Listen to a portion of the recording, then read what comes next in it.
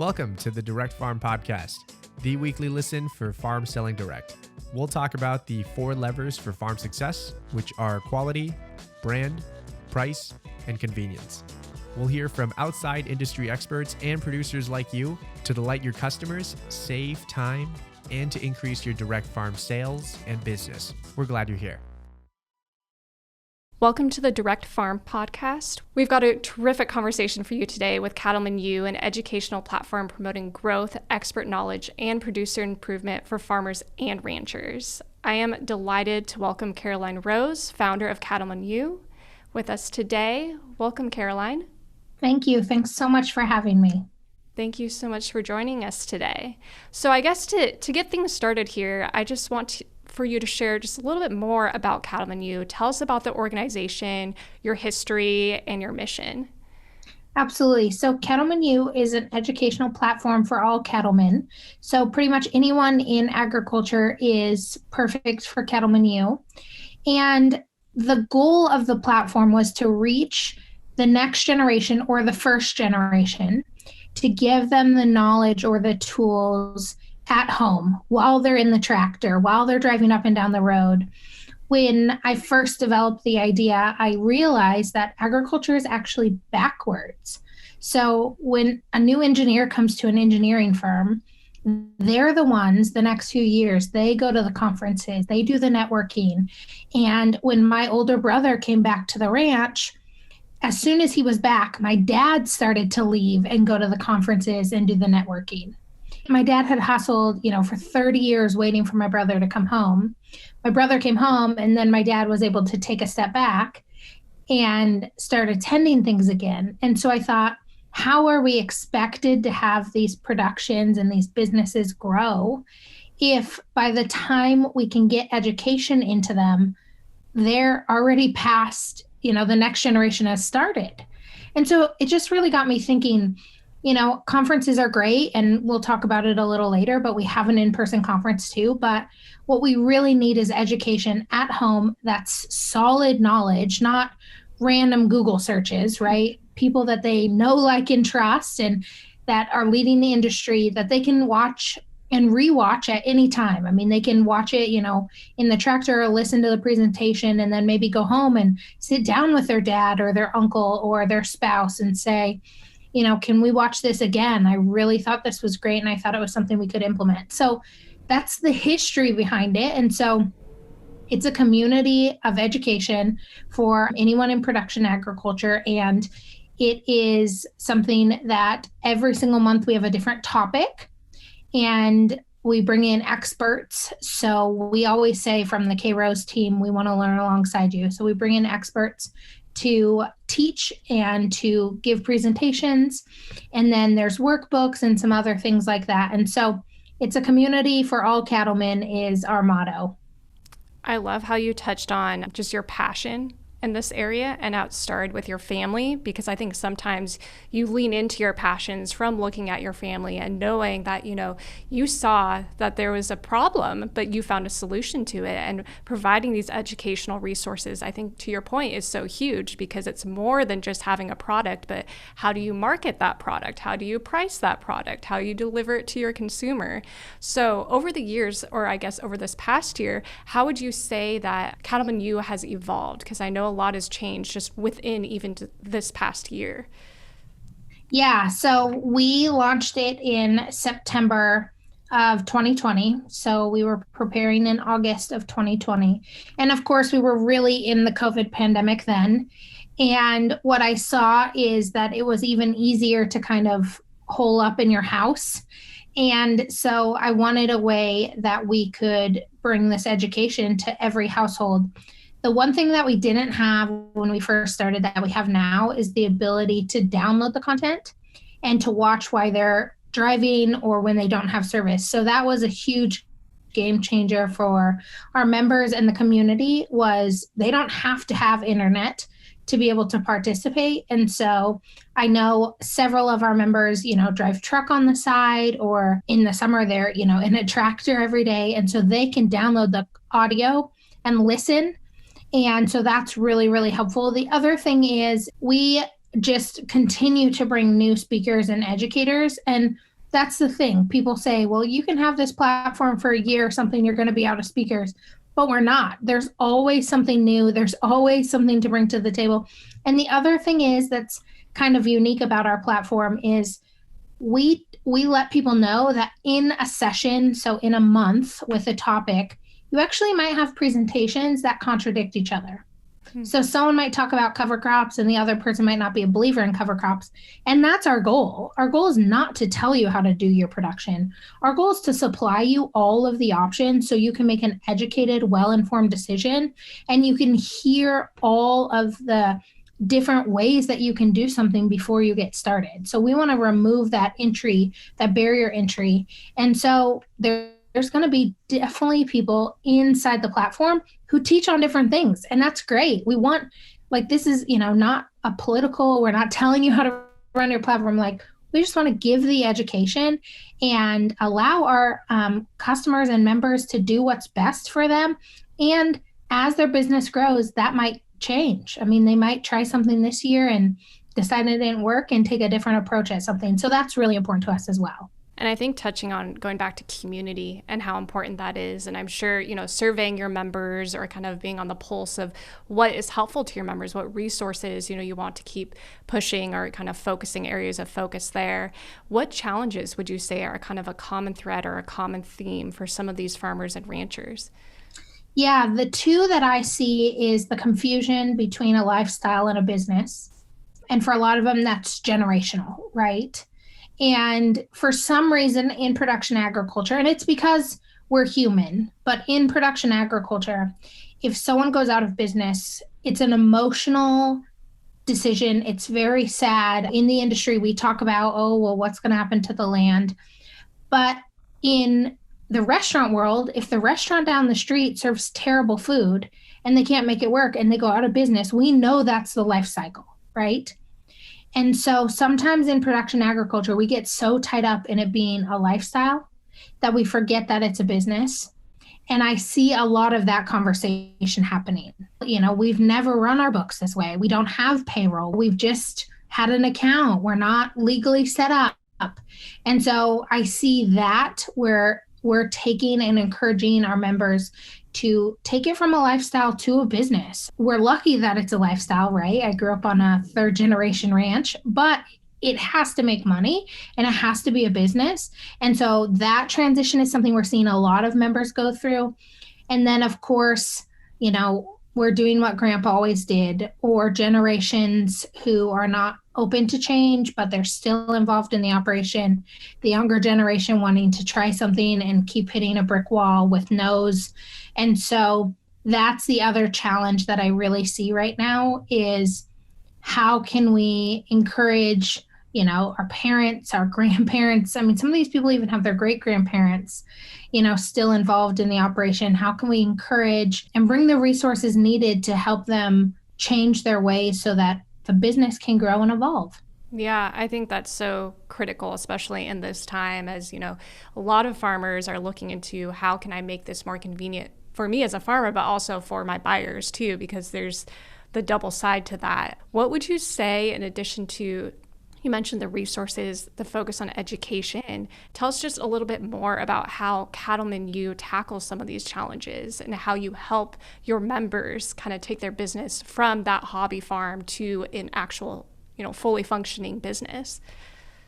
Yeah, absolutely. So one thing that I talk to our members about is we care about the whole aspect. So we care about you hiring the right help, your payroll, your taxes, estate planning, as well as nutrition and reproduction and forage and all of that. And so we make it a big point to talk about the topics that people don't want to talk about. And we have a whole month dedicated to the business aspect, HR. I mean, how many ranches have handbooks for their business, but yet we run into issues. It's just like any other business. So we really try to go full circle and present those. The other thing that we've done is we've actually hired an attorney, and all of the members who joined in June get to meet with this attorney, paid for by Cattleman U, 90 minutes to ask any type of question. So any employment question, she's in Montana, ag attorney. So any ag questions, any contract questions. If our members aren't in Montana, she can advise them.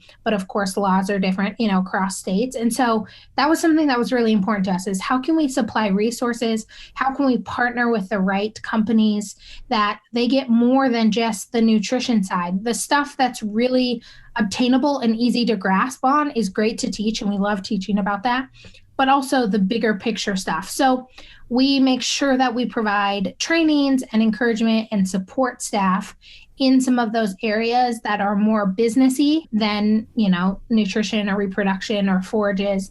But also we establish and create conversations in the Cattleman U group about, how's it going? How's employment going? What kind of questions are you guys running into? All of that, so that they can learn from other members. Because we certainly have members who are first generation. We have a lot of members who are going back to 4, 5, 6 generations of producers. And so just taking everyone's strength and building it in that community is what's really important to us. Yeah, and I think that's so critical. You touched on it right there. How do you grow your business? How do you manage your business? You have to be able to focus on both. And some farms, have a target market where they know who they're marketing to. Others are trying to identify that, or maybe they're trying to tap into a new market. So what are some best practices or recommendations that you have for farmers who are looking to kind of focus on the daily operations of the business, and others who are looking for new routes to market or potential opportunities beyond that? Yeah, so a few things that we're really passionate about and we talk a lot about is hearing everyone in your operations voice. This happened in our family when I first came home from college. I'm the only girl in our family, and we were sitting around the dining room table, and I made a comment, and my dad just stopped and he looked at me and he said, "Your brother and I could work this business for 50 years and we never would have thought about that. Our brain does not work that way." And he said, "Sometimes you're going to drive me crazy, but if we want to be better, we need your brain." And so I think that's really important. I think we see some people who have a lot to bring to the table who are not even seated at the table. And so I think we need to bring those people to the table. So I think listening to everyone in the operation. The other thing is you have to know your numbers, right? If we're going to try something and the ranch is living paycheck to paycheck or the farm's living paycheck to paycheck. So I think meeting with someone that you really trust and analyzing the numbers. Numbers aren't my strong game. I'm a creative all day long, but you have to know your numbers to know if you're being successful or not. The other thing is I think it's really easy to get nose to the grindstone and forget the big picture. We have to be setting goals. We know all the research says that successful businesses are projecting out in the future. They're looking at where they want to be in 3 months, 9 months, a year, 3 years, 5 years. I mean, they talk about that big picture planning. And I think sometimes it's easy, especially when you're caring for livestock, right? Something with a heartbeat, that it's easy to just say, well, I got to take care of the cows today. I can't tell you what's going to happen tomorrow or in 3 months. So I think successful operations set goals and they make daily movements towards those goals, not big movements, just daily actions that get them to be at a different spot. And also we have to remember that it's not going to happen overnight. Like, it's going to take a while. And sometimes what we see on social media is overnight successes. It looks like, oh, wow, they made a decision today to start selling farm to table and now they have 50,000 followers. And it doesn't work like that. We might have to have a couple production seasons in order to see if it's actually working and if it's worth it. You bring up a great point of kind of looking at your current business operations and analyzing what can we start doing, what can we stop doing, or what can we put a pause on, kind of taking just an analysis of what's working and what's not, because you have freedom to make those changes too. And you don't have to stick to the status quo sometimes. So, giving the freedom and giving the option there, as you said, I think is important for sure. Yeah. I'd love to kind of touch a little bit more on, you mentioned, social media, but beyond that, just brand in general and what brand means to you, how you communicate brand to some of your members who maybe they're new to, kind of approaching it from a strategic standpoint. So how do you approach brand and conversation, and how do you encourage farmers to kind of look at it through the lens of how they can increase their buyer loyalty? Yeah, so I love the branding conversation. I talk about it a lot.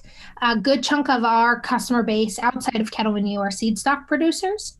And so I'm having this conversation with them all the time. And And McDonald's is my best example of good branding. I've been in 5 continents, most of them with McDonald's. And I always tell people, I might not be able to read that it says McDonald's on the outside of the business, but I know it's a McDonald's. And that's exactly what your business needs to be. They might not be able to read your sign, or actually, it might not say your business name, but if they saw an ad in a newspaper and your business name was removed, could they tell it was your business? And if the answer is no, then we haven't established our brand enough. The other thing that I think is super challenging for humans in general, every business owner, is the fact that to have a good business, we need to repel as many people as we attract. Mm-hmm. And if we're trying to serve everyone, we're going to end up not serving anyone well. And it's always a win to me when someone messages me and says, wow, you guys are like, I'm not your ideal customer. I can tell you're not speaking my language. I'm like, perfect, because that means I'm speaking someone else's language. And sometimes as a business owner, if our brand and identity isn't strong enough, we just try to cast this large net and hope that we catch some fish, and we end up not catching anything because we don't even know what we're fishing for. And so identifying an ideal customer, one of the scariest things you can do in business, but also one of the most skipped steps in marketing. So we need to identify our ideal customer. We need to talk to that person, which means we're going to naturally repel some people. And we need to have a brand that is very consistent. You don't have to be super well known, but you just have to be consistent so that the people who are seeing your material over and over and over, they start to recognize the fonts, the colors, all of that matters. And that's where I really think the lifestyle and the business side, it's important to make that switch to where we're running a functioning business. As the marketplace gets noisier, which is just getting noisier in general, the more people go where they're comfortable. And they need to be comfortable with who you guys are and what your brand looks like, or otherwise it's easy to get you confused in this market. I think you bring up some excellent points there of just being aware of your story, who you are innately, because I think, if you're establishing maybe a page on social, or if you're starting to go about it through newsletters and interacting with your customers that way, that may be new forms of engagement, but you've always had your brand. And so it's just about amplifying that voice and being able to share your story with others. And to your point, you can't be all things to all people. It's not effective. It's going to burn you out. And it costs money, to reach out to all of those buyers who maybe aren't a good fit for you. So the best step you could take is to take a step back, in fact, and just look at, okay, here are all the customers in the area. This is my base. These are the people that resonate with me and my mission and what I'm selling and looking to accomplish as a farmer or a rancher. So thank you for touching on that. I think that's huge. Kind of shifting a little bit of the conversation to more of the convenience side, so the selling direct. What have you noticed in terms of trends this past year, and what recommendations do you have for farmers and ranchers looking to make that pivot or that shift to selling direct? Yeah, so I might actually have an interesting perspective. I saw a lot of people want to start to sell direct because they saw the money in it, not the heart in it. It's not a quick win, right? It's a business that takes a lot of growth and a lot of planning. And I think that's really important to think about, that this supplying of food source is a long-term game. And that's what our consumers expect. That's what they've come to know and like, is this consistency in this long-term game. And I've seen a lot of people be able to add it onto their business very successfully, but it almost always starts small, right? It starts with a lady at church saying, hey, do you have some hamburger I can buy? Or someone in your community that you know, or even your family members just saying, hey, do you have a half a cow? Or, you have some produce or vegetables that I can buy out of your garden. I mean, it doesn't start overnight where you're selling 10, 15,000 pounds of meat. And so I think that that's important to remember, is success might be selling your freezer out of burger the first time.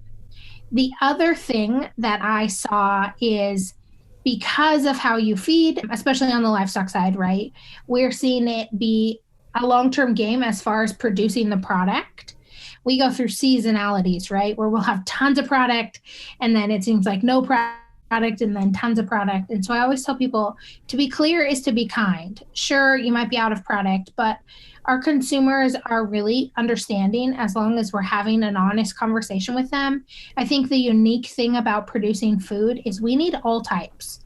We have to serve every single one from, a single mom in an inner city who does not have money for disposable groceries and is worried about feeding her children to people like Bill Gates, right? We have to feed everyone, and we need all kinds of production. And I think that if you have a passion for selling to consumer, you should start and you should develop a business, but it's absolutely a business. And I think that it's a different customer base than, if you sell on the commodity market. But I think there's room for everyone out there because everyone's story is a little different. Everyone's product is raised a little different. But look at it with a 3-year lens instead of a 3-month lens. And I think that's really where we see businesses have success, is where they kind of understand, okay, I got to settle in here. Going to one farmer's market is not going to sell me out of all my products. I got to settle in here, build this business, start marketing to a new consumer, and really get a presence on the website or social media, some type of marketing that people can research you before they make a decision on what they're going to feed their family. Yeah. And I think making that shift, like you said, is huge too, because if you think about it, it could be a farm that's had generations and generations of, selling to a particular market, and thinking about expanding that. So it's a new thought, it's a new idea. So would you say the farmers that you've worked with, the ranchers you've worked with who used to sell at sale barns and now they're making that shift to direct, what went into that decision? And have you noticed that there is some apprehension there? And kind of what resources do you provide to kind of calm those nerves and to also make sure that if it makes sense for them, what's the best next step for them to take to make that shift? Yeah, absolutely. We do see people who are starting to sell more direct. I would say 90% of the people that we see are still doing both. So they've taken maybe 10% or 15% of what they would normally sell at a sale and are starting to sell direct with that percentage, with the hope and the business plan that it grows, but kind of having both avenues. Does it fit in my farm to table plan? If not, I can still go and I can still count on X number of dollars as far as what's going to be sold outside of this new business venture. In Cattleman U, we have a whole segment dedicated to farm to table. We help people do market research on pricing, which is another huge topic. That's definitely not one size fits all. And the other thing too is there is a lot of our audience, they're not producing anything farm to table and they want to be customers. So we give a lot of shout outs on our social media and our email list to help drum up some new business so that other people other than their audience and our audience knows and trusts us. And so when we make a recommendation, that they're able to grasp that and to look into some of these new producers. I think the other thing too is we really understand the marketing side. And in Cattleman U, they have a direct line to my team at any time. So there's about 15 K-Rose team members. They can ask any type of question and get a response. And so that's really nice for someone who's trying to grow a business, has questions on Facebook ads or Facebook, all of that they have that direct lifeline to us. So that's definitely for sure huge. Would you say, from, I guess, pivoting a little bit further to more of a packaging conversation, looking at pricing, we talked a bit about that at the top of the half, but I love to just kind of go into more detail because I think educating your consumer is important on how, maybe you're selling your products at quarter, halves, and wholes, but now you're looking to reach a wider audience, you're selling direct. And I think it's important to note too that under 5% of Americans own a chest freezer. So if you're looking to go to the masses or go to a larger audience, you may need to package your products a little bit differently than you have in the past. So what are your recommendations for farmers who are looking to reach that wider audience? Yeah, so I always recommend to people, if you can sell wholes, quarters, halves, to start there. I think it's a great foot in the door. You get a little bit of, what does your consumer desire? What questions are they asking? What hangups do they have? How do they understand about pricing? So I always recommend then that the next step that I recommend for a lot of people is to just start to sell burger. We eat a lot of burger. Consumers eat a lot of burger. And for most people, burger's pretty affordable as opposed to, them buying ribeyes. So if you're going to do the beef I always recommend, start with burger. When you can start to sell out on burger, then I think it's really easy to take that next step. The other part is it's perceived value, right? People pay crazy amounts. We see this in everything, right? The same person might pay $55 for a hotel room that another person pays $250 for. And so it's all perceived value, and that's all in the marketing and how you talk about the products and the added value that you talk about, whether it be how fast you ship it or how it's raised, all of that. And we just have to do a better job of being clear about the ways we're raising our products and talking them through the story. A lot of people, they'll get one comment that it's too expensive and it's like freak out. We got to change all the prices. And my mentality is it's always going to be too expensive for someone. Even the lowest price product is going to be too expensive for someone because they don't see the value in it. And so I just really encourage people to, one, if they can test their audience, if they've sold a bunch to members in their community and they feel comfortable saying, what is this burger? What are you paying at the store? Something like that, getting them to dive a little bit deeper. The other thing is it's a lot of trial and error, and people don't like that answer, but you can always lower price. It's very hard to raise price. If you start too high, you just mark it on sale and you can move product. But if you start too low and you raise your prices, people will throw a fit because they have learned to expect. They don't understand that, cost went up. I mean, it's really hard for them to think about that we might have paid someone 9 months for this product that they're going to eat in one day. And so we just have to remember that. One, perceived value. We have to tell them what it's worth and how we get to that equation. The other thing too is it doesn't really matter what your neighbor prices their product at because they're not selling the exact same product as you. And you can always lower your price, but it's very hard to raise your price after you have an established price set. Yeah, great tactics for sure. And I think farms can implement that now, just taking a step back and looking at their pricing structure and the perceived value conversation. To your point, one item could be worth more to somebody than another, but knowing who your customer base is and starting there first is critical. So from kind of, I guess, a more perceived value conversation, on the convenience side, I think a lot of people now are conditioned to have, convenient options. They love the door-to-door. You think about, having other things shipped to you like Amazon packages, or you order direct from, another big player like Target or something and you want delivered, you don't want to go into store. So what would you say are maybe a success story that you have in mind about a farmer or a rancher who pivoted and was able to sell direct and sell through convenient options, like go door-to-door delivery or through shipping, as you mentioned earlier? Yeah, absolutely. I think the important thing is I don't think you have to ship to be successful. And I think that sometimes we think, oh, everyone else is shipping, I got to ship my product. A lot of us live in a town where if we tried to feed, 1/20th of the population, we would be booked for life. The thing I think about shipping is consistency.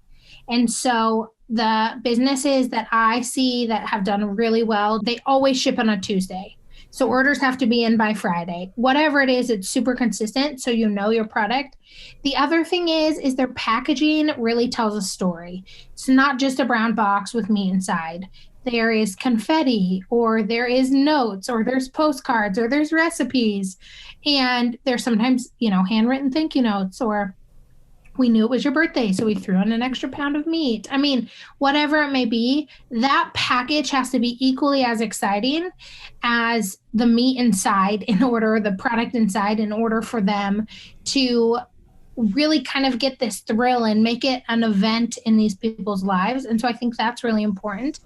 The other thing is I think for a lot of people, too many options is worse. So if you just make it very standard, 2 or 3 options, don't give them 5 or 10.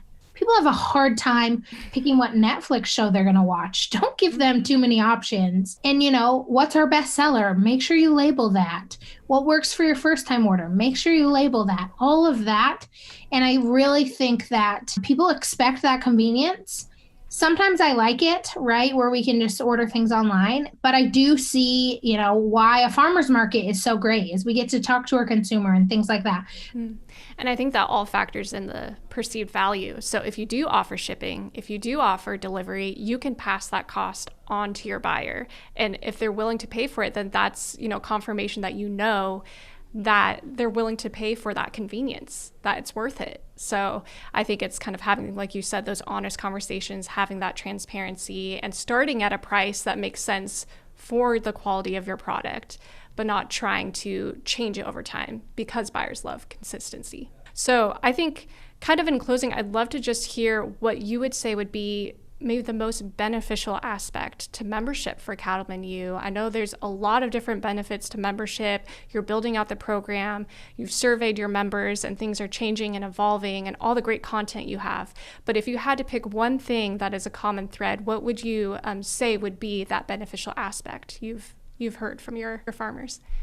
I think community is number one. I think that anytime we do something different than what's done before, it feels very lonely.